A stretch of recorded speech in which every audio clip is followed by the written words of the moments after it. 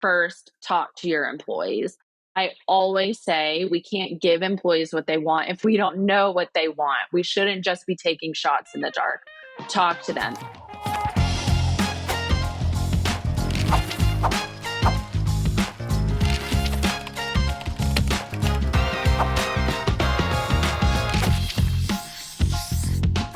Hello, workplace wellness champions. Welcome to episode 9 of the Virtual Vibe podcast, where we discuss HR strategies for a happy, healthy, and connected workforce in a work from home world. My name is David Howe. I'm the CEO at Bright Breaks and the host of the Virtual Vibe podcast. And today I'm very excited to chat with Emily Brunelle. Emily is the manager of employee engagement and communications at Bloomerang, which is a donor management fundraising software. So welcome, Emily. Thank you. Thanks for having me. Yeah, excited to chat. We were just chatting before we started about my background. Is it real or not? It is indeed real. So this is kind of downtown Halifax, Nova Scotia. I figured out after episode 9, no one asked. So here we are finally getting to the bottom of the hard questions. So Emily, I'm excited to chat. We've known each other for probably a little over a year now with Bloomerang. So would love to just start off by learning about who you are and kind of what your role is and maybe a little more on Bloomerang as well. Yeah, definitely. Well, thanks for having me. It's really exciting. Like you said, I'm our employee engagement manager. So I manage all of our internal communications as well as our engagement opportunities. And that includes anything from culture events to helping out with our various clubs and committees. I chair our culture committee and I manage all of our engagement metrics as well through employee surveying, employee engagement surveys, and things like that. So I wear a lot of hats. But engagement kind of sums it up. Yeah, awesome. And can you just walk us through a little bit of the team today? So how big, kind of what is the work structure for the team? Yeah, absolutely. So I was just looking at it today, we have 356 employees. We're distributed across North America. So we've got employees in the US and in Canada. Every coast, all over, every time zone, all over the place. I think our largest concentration of employees is still Indianapolis, which is where Bloomerang is headquartered, but not by a lot. I think the last time we looked at it, it was maybe, it's very close to 50-50. So we do have an office space in Indy for people who want to come, but we are a fully remote first organization. We accommodate our remote folks. They're our first priority, and the people who want to go into the Indy office can, but it's definitely not a requirement, and it's not as common. Mm-hmm. And was that always the case? Did you start remote first, or did that transition over the last couple of years? Yeah, that was a huge transition for us. So kind of a hallmark of Bloomerang was that they were all co-located. They were all in Indianapolis in the office every day. And then that started to change when Bloomerang acquired a donor CRM in Nashville called Kindful. Then we were mainly split between Nashville and Indy. And then once the pandemic hit, we realized, we're not all co-located anymore. This is really the direction that things are moving. We need to jump on board and start hiring nationally. And that happened really quickly. So no, it was not always that way. It's a transition that we've been making for the last 3 years. And now we're solidly in the remote first category. Yeah. Yeah. And with the Kindful acquisition, how big was each team at the time when you kind of joined forces? Yeah, that's a good question. So Bloomerang, I want to say was 120, and Kindful was still really tiny, only about 60 employees. So overnight, Bloomerang went from about 120 to almost 200, and we've been really growing at a clip since then. We've hired over 100 people just in 2023. So wow, growing quickly. Yeah, that's really rapid growth. And were you with the team when the Kindful acquisition happened? Yeah, so I was actually with Kindful. I Yes. came from Kindful. I started there in 2019, and then we were acquired in January of 2021. So I have kind of a unique experience and perspective being the acquiree in that situation. Yeah. Okay. That's awesome. I didn't know there was so much growth over the last year. That's pretty huge. Yeah.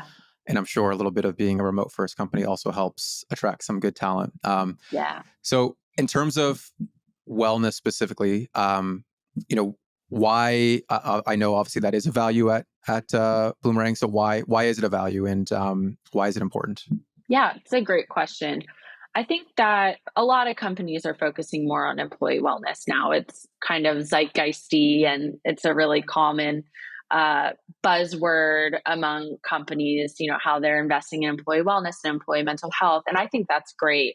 But I think Bloomerang is unique in that we exist to serve nonprofits. Those are our customers. And we have to help them achieve their missions. So things like wellness and well-being and health and mental health, those are all things that hit really close to home for us because of the work we do, because so many of our customers are committed to that work as well. And it's also really essential that our employees are getting what they need in regards to employee wellness, because we have really important nonprofit organizations that rely on us to do really essential work in the world. So if we aren't at our best, we're not going to be able to show up for them in the way that they need us. And so I think that's an added layer of why it's so important at Bloomerang specifically to keep tabs on employee wellness, get ahead of it, and make sure that our employees have what they need for their mental health, their physical health, their emotional health, their social health. Where does that come from? Because I think a lot of companies, it makes sense, right? And it's kind of obvious. Like if your people are 100%, then they're going to be able to perform 100%. But not all companies have that built into the DNA, and it sounds like Bloomerang does. Do you know, like, is that coming from where? Is it leadership? Is it something that was established early on in the DNA?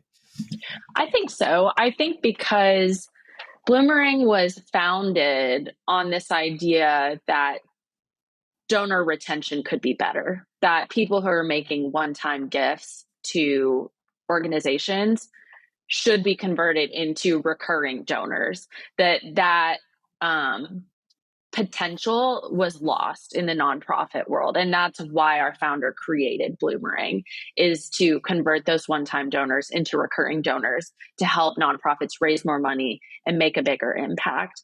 And so because the very first motivation was how can we help nonprofits make an impact and do good in the world, um, I think that desire to make sure that we can follow through on those promises is really ingrained in who we are. And we can't do that if we're burnt out. We can't Hmm. do that if we're not physically and emotionally well. Hmm. And I think that all organizations can find a why. Like, why is it essential that we focus on wellness? But I think specifically Bloomerang's why is so big. Like, we need to show up for these nonprofits so they can literally put clothes on children's backs in some situations. And I think that gives us that extra oomph, that extra desire to make sure that our employees can perform at their best so that these nonprofits can do the best work that they can. Yeah, I love that. I mean, even us at Bright Breaks, our team talks about it sometimes, where it is really fun, and Bloomerang obviously has this, to work at a company or with a product that actually does have a positive impact. Because sometimes we joke about doing things around gamification or different things to get people to actually take wellness breaks on our product. Mm-hmm. And we said the worst case is, they actually take a break, which is good for them.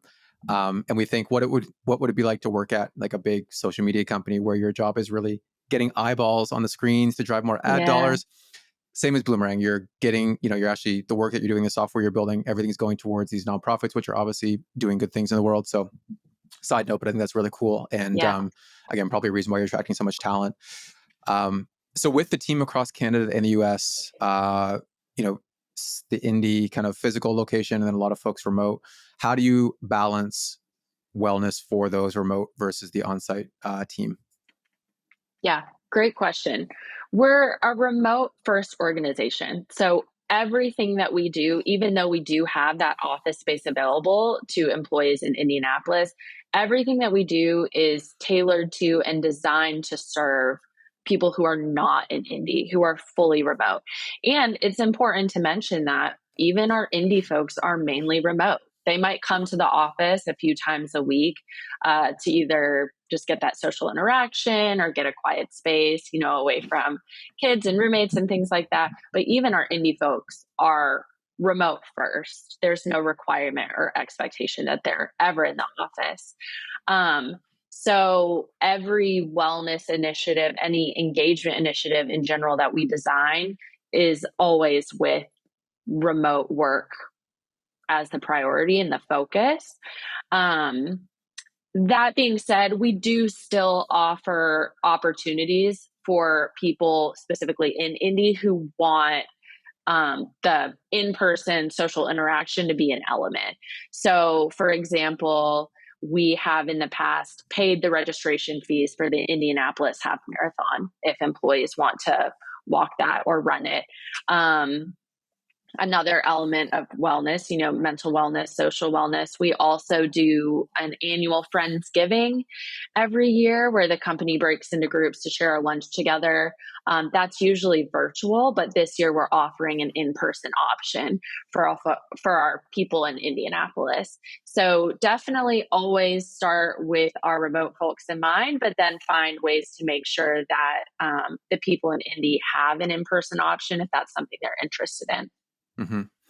Yeah, I think it's bold in a way, but really defining it as remote first, because I think a lot of companies stuck around in that like hybrid kind of awkward stage for a while where we wanted people here and there. And now I'm seeing the separation of there's companies that are going in this direction, which is remote first, and there's companies that are going back to the office. Obviously, there's still some flexibility with the office work for a lot of companies, but one thing I've been hearing, and I'm curious to hear your opinion on it, is the remote first companies are really getting a lot of talent, applying to opportunities because it's something that employees really want. Less companies are now offering it in a full way. So is that something you're seeing with, attracting new talent? Absolutely. I remember when the conversation around returning to work, well, it feels like it happened in waves. It happened many times. But when we started to hear these big brands saying, you come to the office or you don't work here anymore, that was my exact thought is there are so many options for those people. You're going to lose them because there are so many brands that are remote first or at least are very flexible with where you can work. So I've thought that was such an interesting approach for people. I'm sure they have really valid reasons, and I'm sure a lot of that is based on research and kind of that magic that's created when you're co-located. But we've really, I feel, found a way to get as close as possible to that chemistry. It can't be replicated. I'm not going to sit here and say that the chemistry and kind of that spark of having people in a room together, it can't be completely replicated. But I feel like we have found the balance. We've found a way to get it as close as possible while giving people that flexibility that allows them to prioritize their health more than we could when we were all co-located. So I think it's a really interesting approach for those companies that have said, we want you all back in the office, even the ones that have said, we want a hybrid schedule. We want you in the office 3 days a week. I am very curious what outcomes they're seeing, how it's impacting productivity, how it's impacting employee retention, because there are so many awesome brands that are taking a different approach that are allowing employees to be fully remote or remote first, that I think those employees who are in situations where their organization has said you have to be here, they can go to one of those pretty easily. So I think that's a really interesting subject. It'll be interesting to be able to compare the data from the 2.5 to 3 years that we were all pretty solidly remote to now this new phase where people are coming up with like enforcing people to be in the office and kind of see productivity, employee wellness, employee satisfaction, how it changes. Mm-hmm. Yeah, we need more data, right, to support some of this. But you're right in saying that it's not all sunshine and rainbows with remote work, right? There's less connection. There's clearly a stronger ability to build relationships and connections in person. On the sim side, there's a lot of clear benefits for employees to remote work. Personally, I couldn't imagine going back to some sort of commute and sitting in traffic for, before and after work and I agree. all of that. So with You mentioned some of the initiatives like Friendsgiving as one example. What are some of the other kind of programs, initiatives that you run at Bloomerang that you've had some success with? Yeah, great question. In that same vein of Friendsgiving, of trying to get people connected and kind of out of their silos, we use a Slack application, a Slack integration, I should say, called Donut.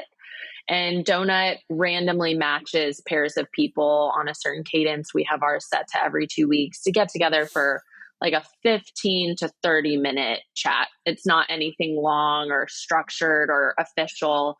It just runs every 2 weeks, matches two people. It's totally customizable. So if you wanted to do small groups, or if a specific department wanted their different teams getting together, they could make it so that those people specifically are matched. But we have really high engagement with that initiative. So we've got people weekly getting together cross departmentally to get to know one another. I think that really helps, not being co-located, making sure that people are branching, like I said, out of their silos and getting to know people across the organization, building their networks.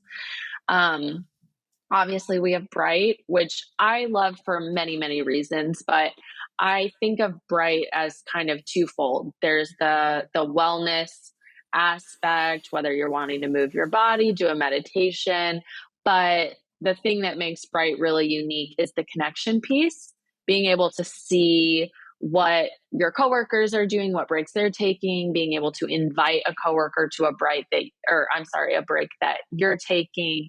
I think that's huge for building connection and wellness in a remote environment. We also have a ton of culture events and engagement opportunities. So just last month, every October, we do something it's officially called the Bloomerang House Cup, but it's more casually called Harry Potter Month. And all month long, employees are in their Harry Potter houses and they have different challenges and they're winning points. And then one of the houses wins the house cup at the end of the month. That's a huge one we do. We just did a virtual Halloween costume contest in November. Obviously, we're doing Thanksgiving. We do trivia. We did Pride. We did drag bingo for Pride this month. This year. We try to provide as many engagement opportunities to people as possible. Obviously, they're all voluntary. No one is required to attend these, but we try to create a lot of opportunities and diversify the opportunities to make sure that they're tailored to a lot of people's interests, the format they're comfortable with. Maybe they just want to show up, take a break from work, and then get back to it. Something like one of our Bloom U's, which is like our employee TED Talks, where employees can lead 15-minute talks on anything they're passionate about. That's perfect for that kind of person. Or we have things like trivia, where someone wants to be a part of a team and they want to engage and be active and talk with their coworkers. We also have opportunities like that. So that's kind of a broad overview. We have a full calendar of events every year that we map out a year ahead of time. And that's just a few of them. But those are the main ways that we're trying to get employees connecting and engaging, to take away from a little bit of that isolation that naturally comes with being fully remote. Yeah, big connection theme there with a lot of the initiatives. And that's a lot. I mean, it sounds like there's tons of work being put into this, right? And how are you dividing and conquering that? Is there help on your side that is coming in to help with some of these events and things that you're putting on? Yeah, that's a great question. So whenever I talk about employee engagement, company culture, what makes ours, I think, really successful, I always talk about our culture committee and the importance and I think necessity of a culture committee. You don't have to call it a culture committee. I've been at companies where we called it a culture club. You can call it a culture advisory board, whatever you want. But I think it's essential to have a group of employees from all across the company, at least one representative from every department. We have two. We have two representatives from every department across the organization. We get together once a month, and these are the things that we work on. These are the things we talk about. We share feedback. They're kind of the people team's ear when it comes to like, what's the feedback that event got? Did people like it? Did they not like it? Did it not work for their schedule because they're on phones during that time and they couldn't attend? Anything like that. We use the culture committee to discuss employee sentiment towards events we've done. What are things they want to see us do? And then they also help me plan and facilitate all of these things. So something like Harry Potter month, that's so multifaceted. It's a month long. We have like 5 different events over the course of the month. I can't do that by myself. And so people from the committee raise a hand and say, I love Harry Potter trivia. Let me run that event. We do a spelling bee where people have to spell like magical words. And we've got people who volunteer for that. I couldn't do it without them, and I wouldn't encourage anyone to try. I think that you've got to have a group of people who are representative of the makeup of the company so that they can give you an accurate idea of what employees want, what they're talking about, what they're asking for. And they also have to be willing to help.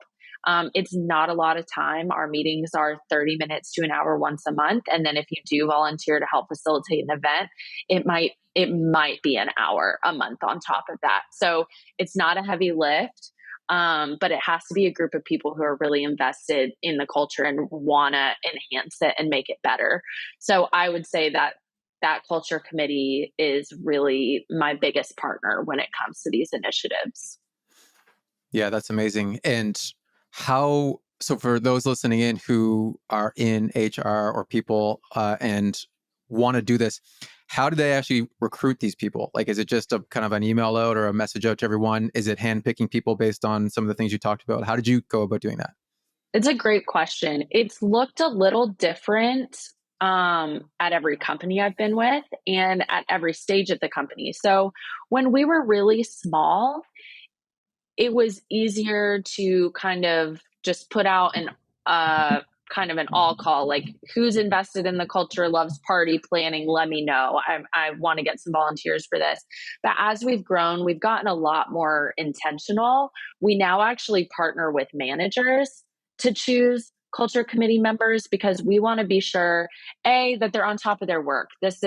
They're not going to be paid for this. Their work on the culture committee obviously is secondary to their full-time job. So we want to make sure that the manager feels like this would be a good use of their time, that they've got the bandwidth and that they've got their actual job responsibilities locked down before we throw more on them. So we partner with managers to say, who has the time? Who do you think is a real representation of our culture on your team? Who on your team is invested in our culture, is consistently living out our company values and trying to make our culture better. And we go from there. Obviously, we're not going to force anyone to be on the committee who doesn't want to be. That would be completely ineffective. They've got to want to do the work. So obviously the manager would approach someone and say, is that something that you're genuinely interested in? But I think that taking that approach ensures that the people are going to be really committed. They're going to be a good fit. And we also try to make it as seamless and as easy of a lift as possible for them. And one of the ways we do that is by running in 6-month terms. You only have to sit on the committee for 6 months. That's the commitment. If you want to roll off after that, we're totally supportive of that.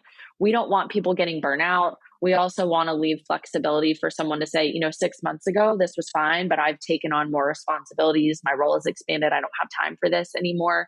And we don't want people sitting on the committee because they feel obligated when they really don't have the bandwidth to be effective or the desire to be effective and helpful.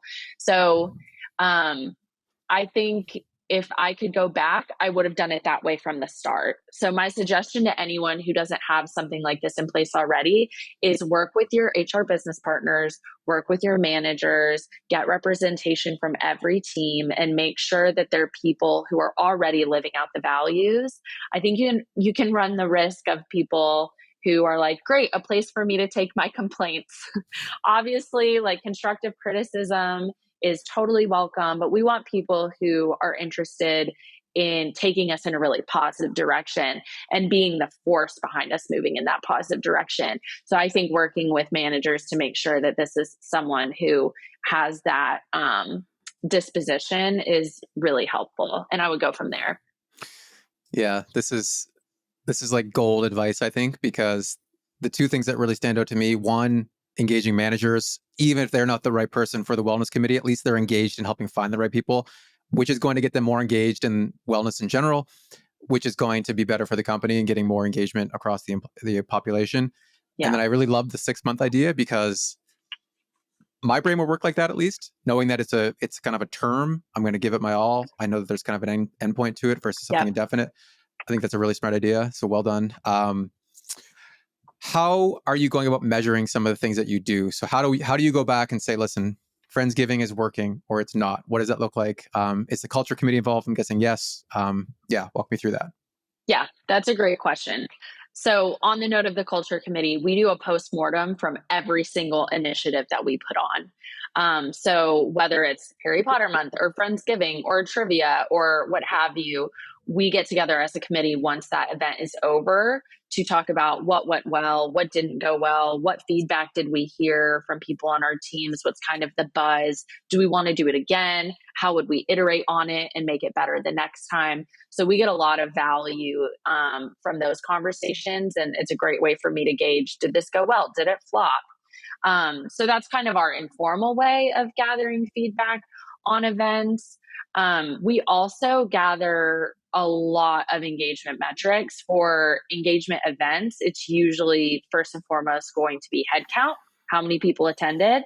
But then after that, we might also look at actual engagement rates. So that might look like, okay, 90 people joined the Slack channel for this event, but how many people were actually posting, responding to content, actually engaging in the event? We might look at those more minute metrics as well to get a feel of not just how many people kind of absent-mindedly said, sure, I want to be a part of this, but how are they actually participating in the event?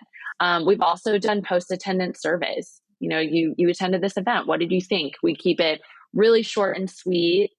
We don't want to give people survey fatigue or overwhelm them, but just quick 2 questions. Did you enjoy this? Would you attend it again? Just something to quickly take the temperature of the people who were involved. Mm-hmm. Yeah, simple, but pretty to the point looking at the data. I like the survey idea. You probably can't send out a 10-question survey. No one's going to do it. Make it really easy. People will do it. We've touched on the tools a little bit. So you mentioned Donut. Obviously, you mentioned Bright Breaks. Is there any other tools that you lean on to help support some of this stuff, whether it's the culture committee or the actual initiatives themselves? Yeah. So on the note of surveying, on top of, here and there surveys, short, quick check-ins, we also have 2 large employee engagement surveys that we do every year. We do one in February, and then we do one again in August. And that can be a really helpful tool for seeing how are these initiatives actually impacting employee sentiment. We always include our ENPS and kind of true north metrics that will help us say, okay, in the first half of the year, we put on all of these initiatives, and here's how we're scoring on this survey versus here's what we did in the second half of the year, and here's how we're scoring on the February survey. So I think those are really important. One of those we do internally, we run it ourselves with like an internal surveying tool. And then one of those we actually compete in like a best places to work sort of survey. So that's really helpful for helping us gauge our impact when it comes to wellness initiatives and things like that. In terms of tools, I really, not to be redundant, but I really see the culture committee as my biggest tool. I think that they keep me honest and ensure that I'm designing opportunities that employees actually want to see, and not just opportunities that I think sound fun or that I would want to attend. They open me up to a really diverse range of opinions and perspectives.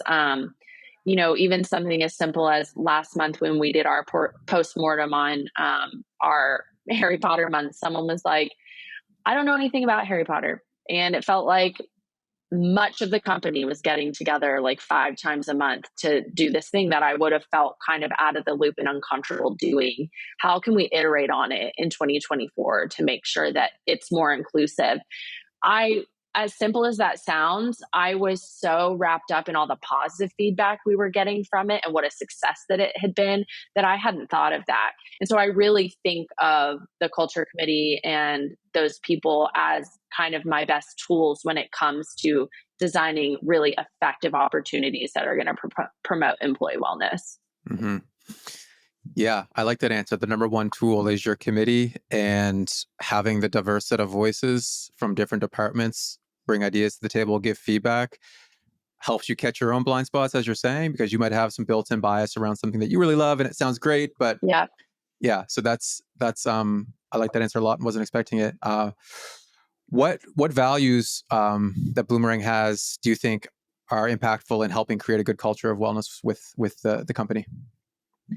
I think first and foremost is empathy. I love that empathy is one of our core values. I talk about it as much as possible because I think it's pretty unique. That first and foremost, we want to be empathetic. We want to be empathetic to each other. We want to obviously be empathetic to our customers.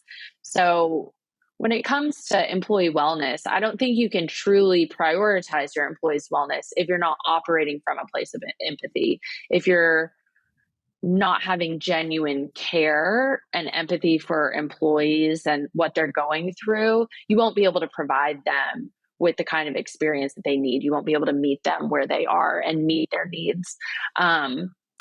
So I think that of all our values, I think empathy is really the one that we operate out of most when we're thinking about employee wellness, whether that means providing a flexible work schedule so employees can make time for exercise or spend more time with loved ones, or actually providing perks and benefits that help them care for themselves physically, mentally, like Bright. I think for us, without that core value, I'm not sure that we would think about employee wellness and ascribe the importance to it that we do. Yeah, well said. This has been really awesome, and I think going to be very helpful for those that are listening in. And I think it's been extremely tactical, which is great because I think that's what's going to be most helpful on these podcasts. So I appreciate it. Kind of, I guess, in closing, Emily, what advice or recommendations would you have for other HR leaders, people leaders, who are looking to start creating a culture of wellness with their workforce? We know the culture committee is probably a top piece of advice, and I think that's great. Is there anything else you want to expand on with that or add anything to? Yeah, I think you're right. Not to belabor the point, but I'd say really first talk to your employees. I always say we can't give employees what they want if we don't know what they want. We shouldn't just be taking shots in the dark. Talk to them. Include questions about wellness in your engagement surveys. Create a culture committee or focus groups where you can learn where the gaps are and what people want to see from you, what they want to see you do and provide. And then after that, next, I'd say get buy-in from leadership. Get them to talk about the wellness initiatives at all hands meetings or talk about them with their departments. Get them to show up and participate if you can. I know that that's a huge barrier for a lot of people. I know that that's not easy, but there are ways. I think having, whether you're on the people team, like an HR function, I think making sure that you have buy-in from your team lead so that they can then go to your executive leadership team and get buy-in from them is really important. Talk about it in a language they understand. Talk about how employee wellness improves retention, improves productivity, put it in terms of numbers and dollars and profitability. I think that that's completely legitimate and important. But I'd say, yeah, after hearing from your employees and understanding what they want, the next step is getting leadership and support, getting buy-in and support from leadership. Mm-hmm. Yeah, very well said. That's great. Great advice. This is great. Really enjoyed the chat. If anyone wants to kind of follow up with you, where could they find you? I'm on LinkedIn. So you can follow me on LinkedIn. I don't do social media outside of LinkedIn. So you can find me there. Would love to connect. Love it. Okay. Awesome. Well, thank you so much. Thank you everyone for listening in to another episode of the Virtual Vibe podcast. We'll see you next week. Thanks, Emily.